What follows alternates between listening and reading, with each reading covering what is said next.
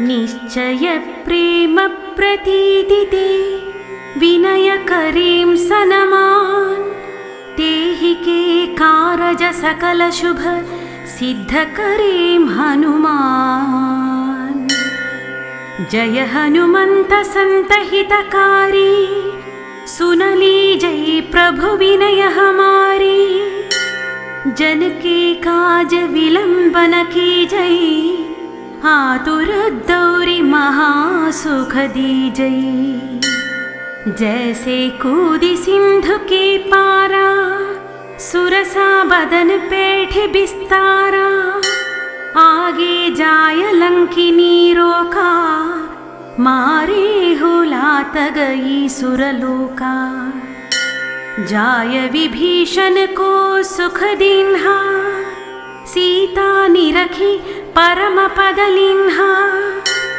बाग बुजारी सिंधु महम बोरा आति आतुर जमकातर तोरा। अक्षय कुमार मारि संहारा लूमल पेटि लंक को जारा। लाह समान लंक जरी गई जय जय धुनी सुरपुर नभ भई।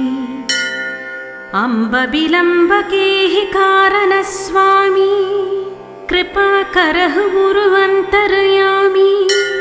जय जय लखन प्राण के दाता आतुर है दुख करहु निपाता। जय हनुमान जयति बल सागर सुर समूह समरथ भटनागर। ओम हनु हनु हनु हनुमंत हठीले बैर ही मारो ब्रज की कीले। ओम ह्रीं ह्रीं ह्रीं हनुमंत कपीसा।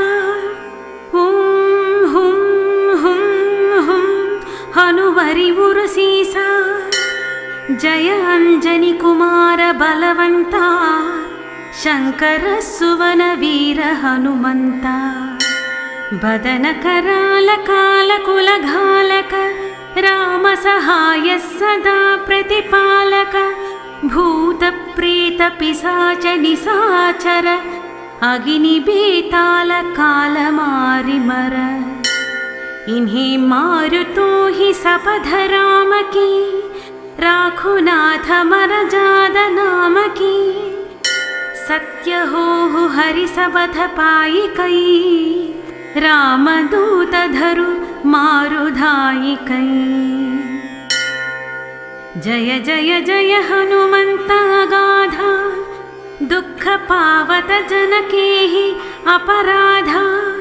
पूजा जप तप नेम आचारा नहीं जानत कछु दास तुम्हारा। बन उपवन मग गिरि गृह माही तुम्हारे बल हम डर पत नाही।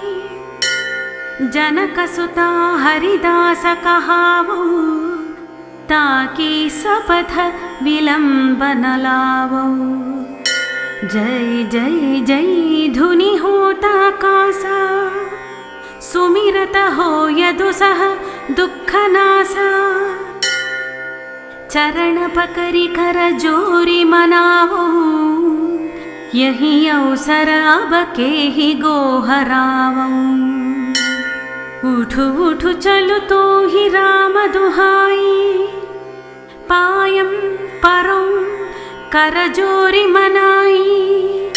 ओम चम चम चम चम चपल चलंता। ओम हनु हनु हनु हनु हनु हनुमंता। ओम हम हम हांक देत कपि चंचल। ओम सम सम सहमि पराने खलदल। अपने जन को तुरत उबारो सुमिरत होय आनंद हमारो। यह बजरंग बाण जेहि मारे ताहि कहो फिरि कवन उबारे। पाठ करे बजरंग बाण की हनुमत रक्षा करे प्राण की। यह बजरंग बाण जो जापै तासु भूत प्रेत सब कांपै। धूप दिय जो जपै हमेशा ताके तन नहीं रही कलेसा। दोहा उरु प्रतीति दृढ़ शरण है पाठ करे धरि ध्यान। बाधा सब हर करे सब काम सफल हनुमान। इतर श्री हनुमान स्तोत्राणि पश्यतु संपूर्णम्।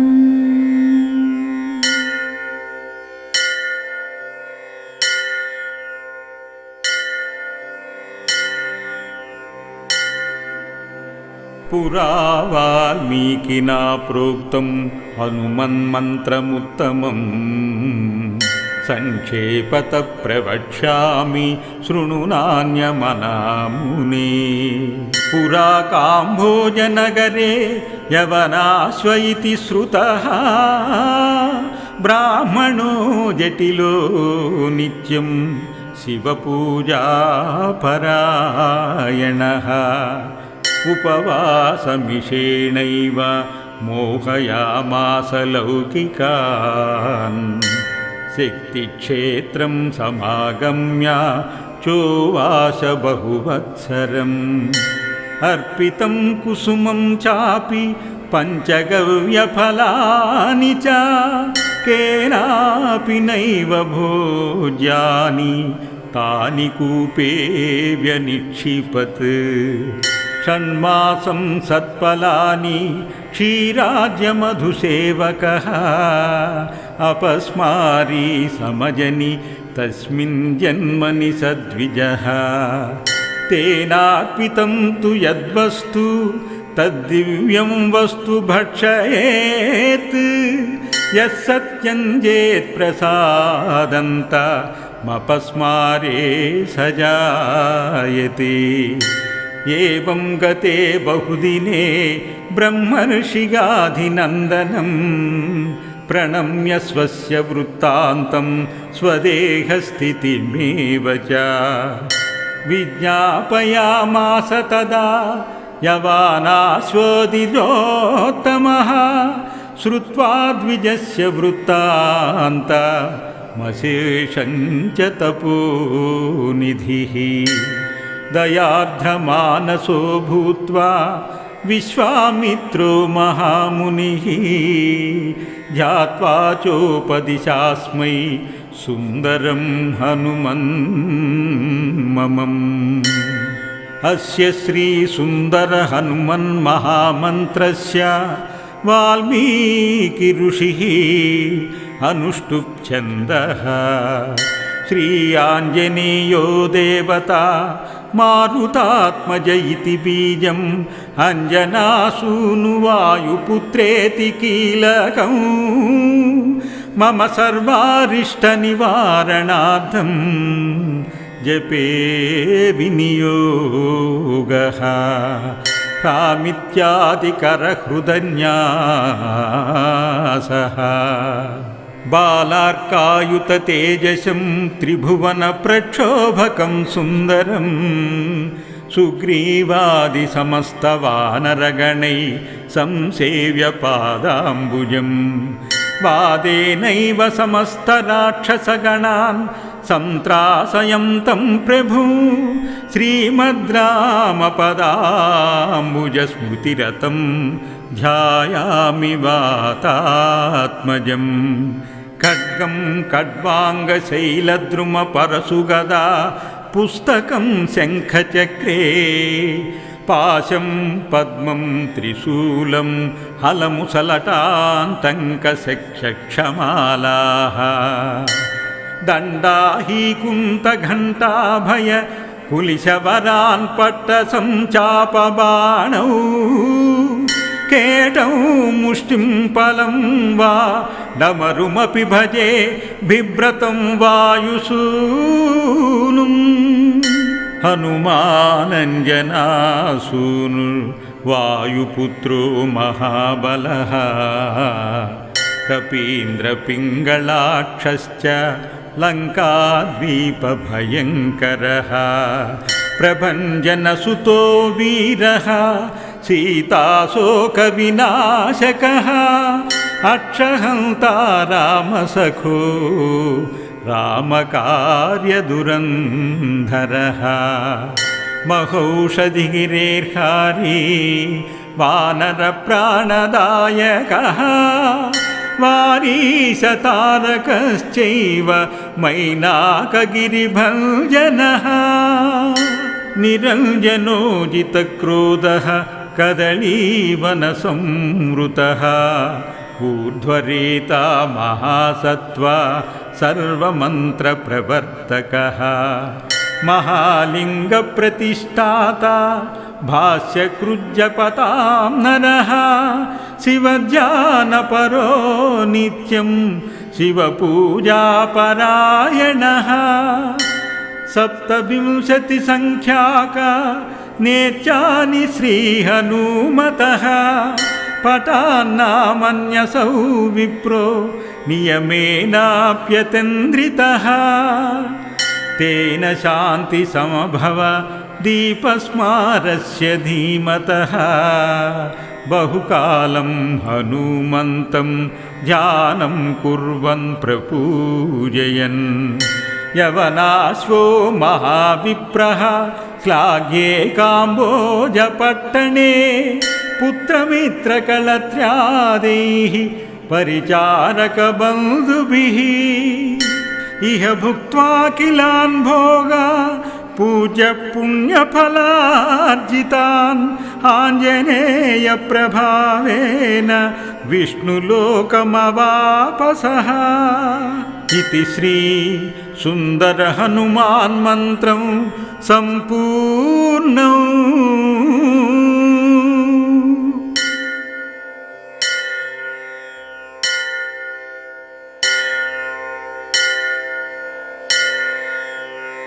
भजेऽहं कुमारं भवानी कुमारं गलोल्लासिहारं नमत्सद्विहारम् रिपुस्तोमपारं नृसिंहावतारं सदा निर्विकारं गुहं निर्विचारम्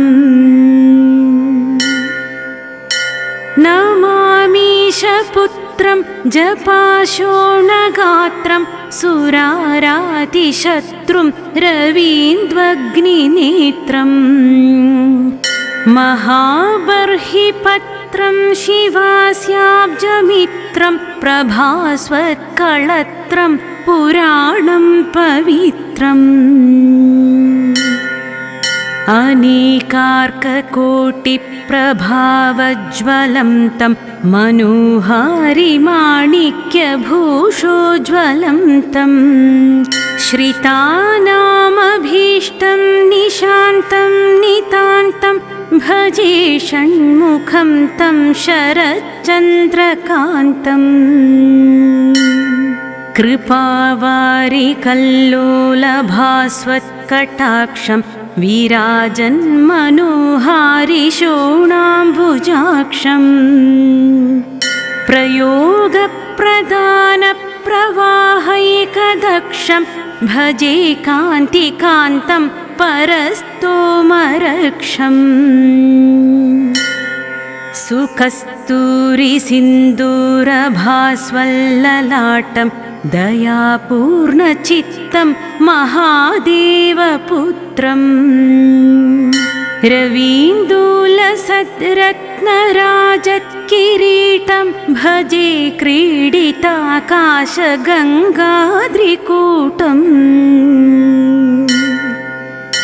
सुकुन्दप्रसूनावलीशोभिताङ्गं शरत्पूर्णचन्द्रप्रभाकान्तिकान्तम् शिरीषप्रसूनाभिरामं भवन्तं भजे देवसेनापतिं वल्लभं तम् सुलावण्यसत्सूर्यकोटिप्रतीकं प्रभुं तारकारिं द्विषड्बाहुमीशम् निजाङ्कप्रभादिव्यमानापदीशं भजे पार्वती प्राणपुत्रं सुकेशम् अजं सर्वलोकप्रियं लोकनाथं गुहं शूरपद्मादिदम्भोलिधारम् सुचारुं सुनासापुटं सच्चरित्रं भजे कार्तिकेयं सदा बाहुलेयम्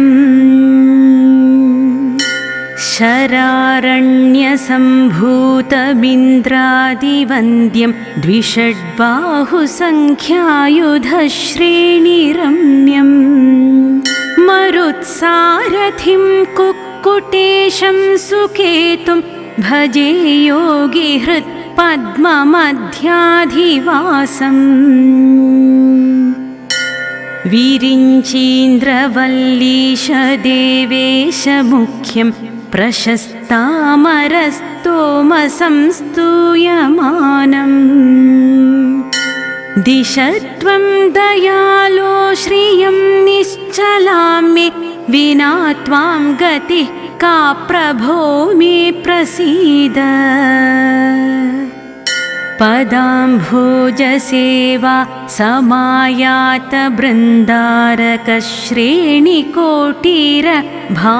समायातबृन्दारकश्रेणिकोटिरभास्वल्ललाटम् कळत्रोल्लसत्पार्श्वयुग्मं वरेण्यं भजे देवमाद्यन्तहीनप्रभावम् भवाम्भोधिमध्ये तरङ्गे पतन्तं प्रभो मां सदा पूर्णदृष्ट्या समीक्ष्य भवद्भक्तिनावोधरं त्वं दयाळो सुगत्यन्तरं नास्ति देव प्रसीद गळे रत्नभूषं तनौ मञ्जुवेषं करे ज्ञानशक्तिं दरस्मेरमास्ये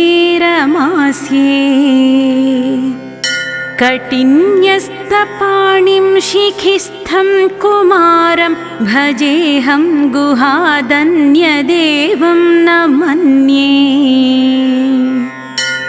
दयाहीनचित्तं परद्रोहपात्रं सदा पापशीलं गुरोर्भक्तिहीनम् अनन्यावलम्बं भवन्नेत्रपात्रं कृपाशीलमां भो पवित्रं कुरु त्वम् महासेनगाङ्गेयवल्ली सहाय प्रभो तारकारे षडास्यामरेश सदा पायसान्नप्रदातर्गुहेति स्मरिष्यामि भक्त्या सदाहं विभो त्वाम् प्रतापस्य बाहो न मद्वीरबाहो प्रभो कार्तिकेयेष्टकामप्रदेति यदा ये पठन्ते भवन्तं तदेवं प्रसन्नस्तु तेषां बहुश्रीं ददासि अपारातिदारिद्र्यवाराशिमध्ये भ्रमन्तं जनग्राहपूर्णे नितान्तम् महासेन मामुद्धरत्वं कटाक्षावलोकेन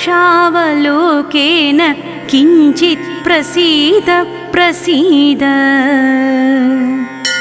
स्थिरां देहि भक्तिं भवत्पादपद्मे श्रियं निश्चलां देहि मह्यं कुमार गुहं चन्द्रतारं सुवंशाभिवृद्धिं कुरु त्वं प्रभो मे मनः कल्पसालः।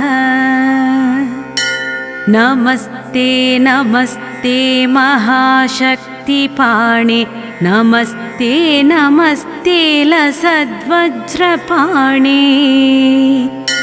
नमस्ते नमस्ते कठिन्यस्तपाणे नमस्ते नमस्ते सदाभीष्टपाणे नमस्ते नमस्ते महाशक्तिधारिन् नमस्ते सुराणां महासौख्यदायिन्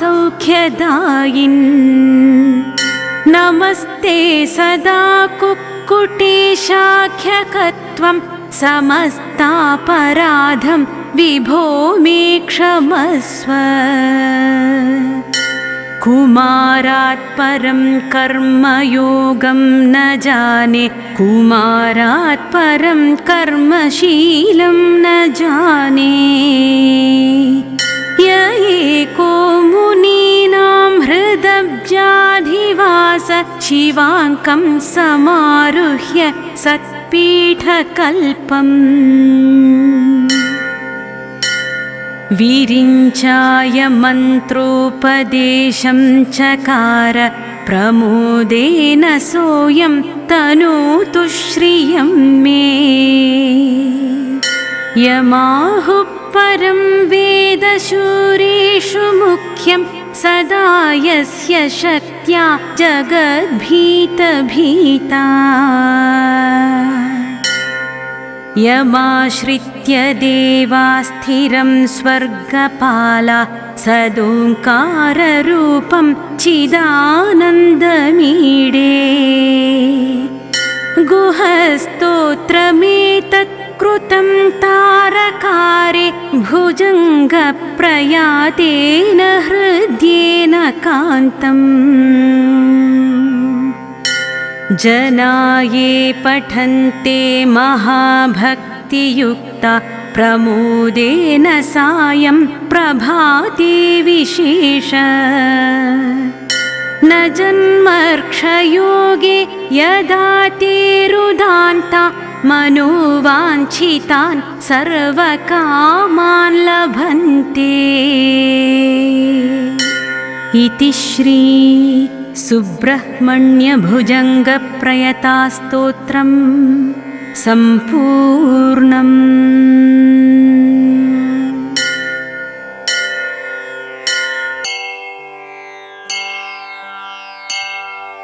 अस्य श्री श्री सुब्रह्मण्य कवच स्तोत्र महामन्त्रस्य ब्रह्म ऋषिः अनुष्टुप् छन्दः श्री सुब्रह्मण्यो देवता ॐ नम इति बीजं भगवत इति शक्तिः सुब्रह्मण्यायेति कीलकं श्री सुब्रह्मण्य प्रसाद सिद्ध्यर्थे जपे विनियोगः करन्यासः साम् अंगुष्ठाभ्यां नमः सीं तर्जनीभ्यां नमः सूं मध्यमाभ्यां नमः सैं अनामिकाभ्यां नमः सौं कनिष्ठिकाभ्यां नमः सह करतलकरपृष्ठाभ्यां नमः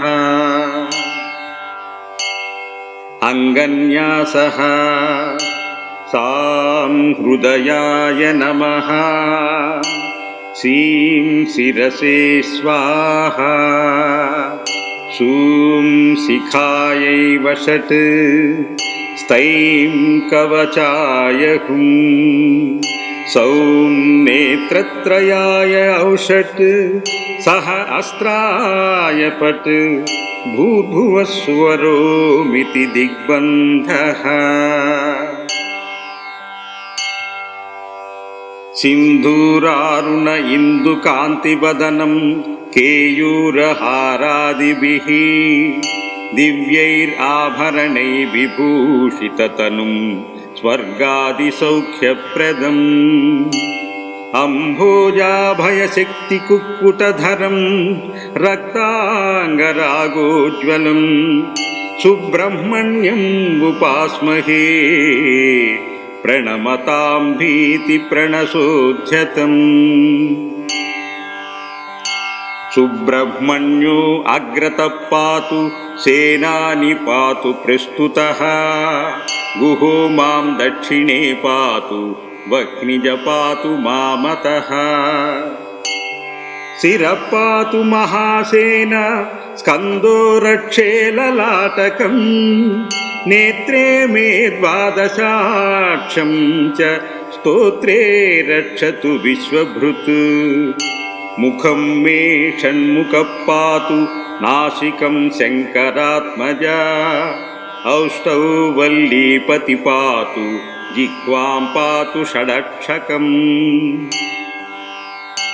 देवसेनाधिपतिदन्तं चुबुकं बहुलासुतः कण्ठं तारकजितुः पातु बाहुद्वादश बाहुमान् हस्तौ शक्तिधरः पातु वक्ष पातु शरोदभव हृदयं वह्निभू पातु कुक्षिं पात्वाम्बिकासुता नाभिं शुभं सुत पातु कटिं पातु हरात्मजा ओष्ठो पातु गजारूढो जह्नुमे जाह्नवीसुता जङ्घे विशाखो मे पातु पादौ मे शिखिवाहना सर्वाङ्गानि भूतेश सप्तधातुश्च पावकी सन्ध्याकाले निशीदिन्यां दिवप्रातर्जले अग्नेषु दुर्गमे च महारण्ये राजद्वारे महाभये तुमले अरण्यमध्ये च सर्पदुष्टमृगाधिषु चोरादिसाध्यसंभेदे ज्वरादिव्याधिपीडने दुष्टग्रहादिभीतौ च दुर्निमित्ताभिभीषणे अस्त्रशस्त्रनिपाते च पातु मां क्रौञ्चरन्ध्रकृत् यः सुब्रह्मण्यकवचम् इष्टसिद्धिप्रदः पठेत् तस्य तापत्रयं नास्ति सत्यं सत्यं वदाम्यहम् धर्मद्धि लभते धर्मम् आर्ताद्धि च आर्तमाप्नुयात् कामाद्धि लभते कामम् मोक्षाद्धि मोक्षमाप्नुयात् यत्र यत्र जपेत् तत्र तत्र सन्निहितो गुहा पूजा प्रतिष्ठकाले च जपे काले पठेत् सदा सर्वाभीष्टप्रदां तस्य महापातकनाशनं यः पठेत् शृणुयात् भक्त्या नित्यं देवस्य सन्निधौ सुब्रह्मण्यप्रसादेन ह्यपमृत्युसोऽन्ते आयुरारोग्यम् ऐश्वर्यं पुत्रपौत्राभिवर्धनम् सर्वकामान् इह प्राप्य सुन्धे स्कन्दपुरं वृजेत् इति श्रीकृष्णसन्देशं श्रीसुब्रह्मण्यकवचं सम्पूर्णम्।